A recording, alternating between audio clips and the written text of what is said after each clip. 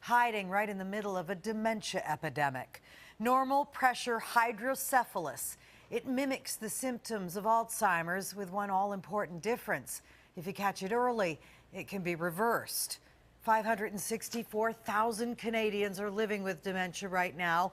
That number will nearly double in the next 15 years. So getting the diagnosis wrong is like a death sentence. CTV's medical specialist Avis Favreau has more on the patients doctors now believe they can help. Doctors think there are thousands of people across Canada just like Don Ethel, who was plagued by memory and mobility problems. It was becoming difficult to walk. It was getting worse. 5 years ago, the former Lieutenant Governor of Alberta started having problems while in office with mobility, memory, and bladder control. I could see there was something terribly wrong. So too could his doctor, Mark Hamilton. And he's having trouble walking, he's having trouble lifting his feet up off the ground. He's very, very slow, small steps. But it wasn't normal aging or Alzheimer's. It was a brain disorder called normal pressure hydrocephalus, where fluid builds up in the skull, putting pressure on the brain. It produces symptoms like Alzheimer's with memory loss, walking problems, and incontinence. But unlike dementia, this is reversible.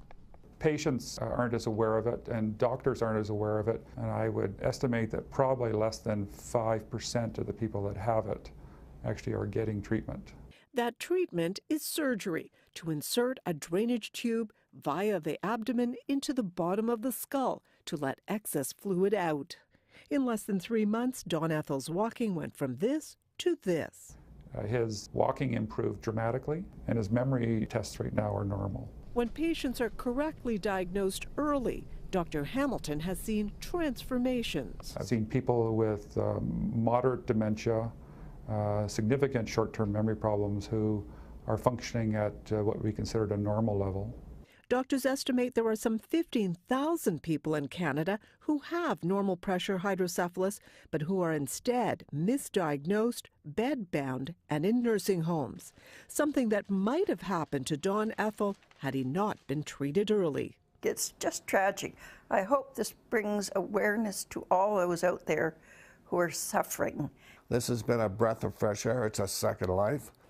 And there are studies that suggest this condition may be more common than doctors thought. Tragic, because it means so many are being condemned to years of disability for what, Lisa, is a treatable condition. Just a stunning, stunning reality, Ava. So brave of the Ethel family to come forward. Go over the symptoms one more time. There are 3 key symptoms: memory problems, problems walking, and incontinence. Those are the 3. Doctors would do a brain scan to see if there's an excess of fluid inside, and then some other tests. And this needs to be done early, Lisa, because that's when the symptoms can be reversed. And there are dramatic stories of reversal of these symptoms. Left too long, it's not treatable. And you're saying there could be up to 15,000 Canadians in nursing homes that could have been treated. That's right, and it's conservative because really scientists and doctors don't know enough. There needs to be more research. There need to be more centers that specialize in this. And I will say that while we've been working on this story, the health producer, our colleague, found out that her mother, who had been diagnosed with Alzheimer's, instead likely had this condition, but it was missed. So this story hits really close to home. So personal, such an important story. Avis, thank you for this tonight.